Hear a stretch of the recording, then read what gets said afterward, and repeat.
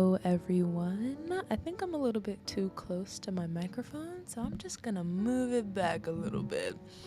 So, this will be my daily matcha routine. Pretty much every morning, I make myself a homemade, wonderful matcha latte. Sometimes it's iced.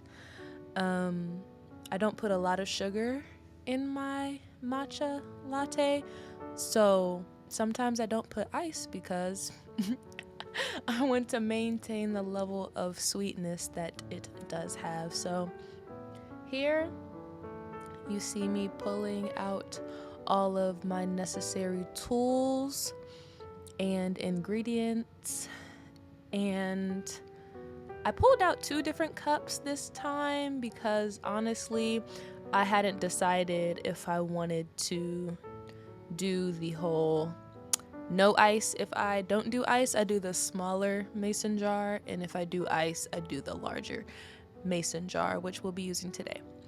So I start off my process by thoroughly washing and rinsing every single one of my tools. I am very adamant about keeping all of my tools clean because I have very heightened levels of sensory and taste. Sensory is a part of taste. I believe. Yeah. Confirm. So, I really have heightened levels of sensitivity when it comes to taste, and you never know what's happening in the cabinets and kitchen drawers. So I like to wash everything and thoroughly dry. I'm thoroughly drying the sifter slash strainer because this step will prevent clumping. I've had a few times where I'm making my matcha and I don't thoroughly, completely dry my sifter, and I lose a lot of matcha because it gets caught and it's expensive. So that's not a vibe. So right now I am thoroughly drying my tablespoon. Is that my tablespoon or my teaspoon? That's my teaspoon. I am thoroughly drying my teaspoon measurement. I'm thoroughly drying the glass bowl.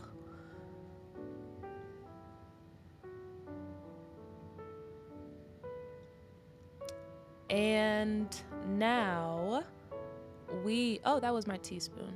So now I'm taking the first brand, Matcha Love, 1 teaspoon, and I usually use the tablespoon measurement to make sure that it's leveled.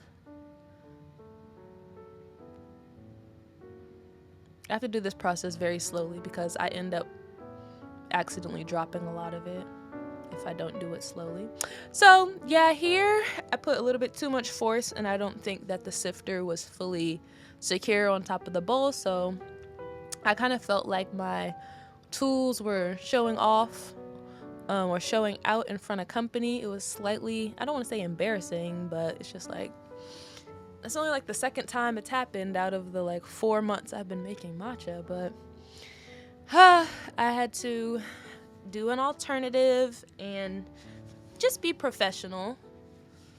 So we're transferring what we did have into the strainer over the measuring cup.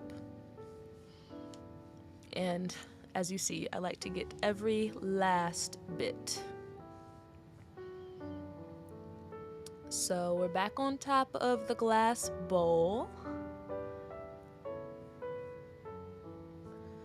And we are sifting and separating.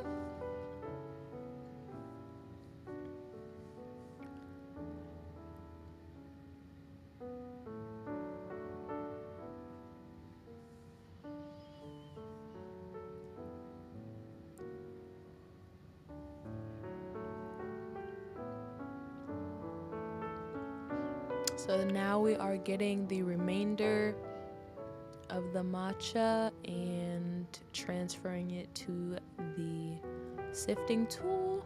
As I previously said, I get every last bit.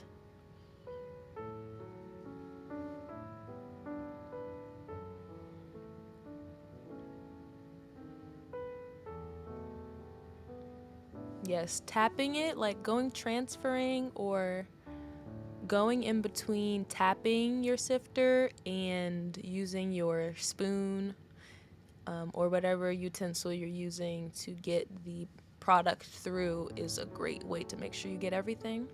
Right now I'm pouring my 1 cup of filtered water into the bowl.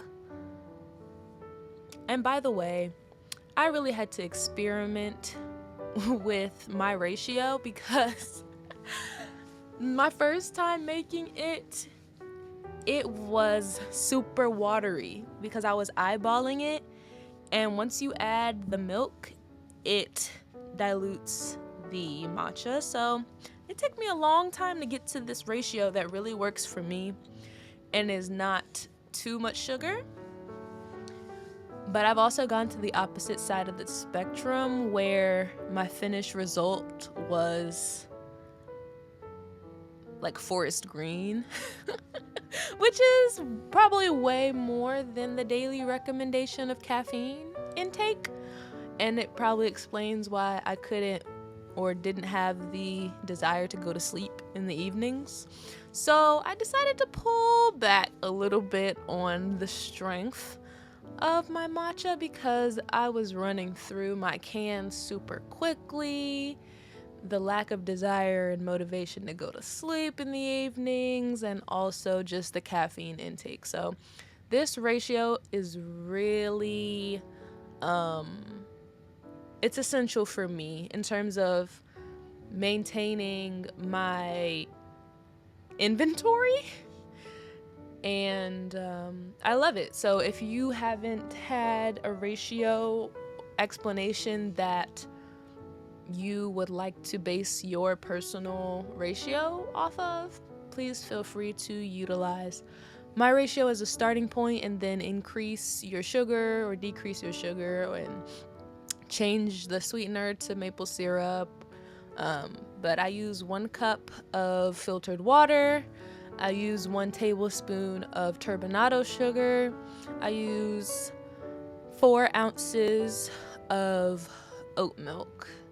And I use 2 teaspoons of matcha. So here I am doing my zigzag pattern with my chasen. Hope I'm pronouncing that right. I'll double check that.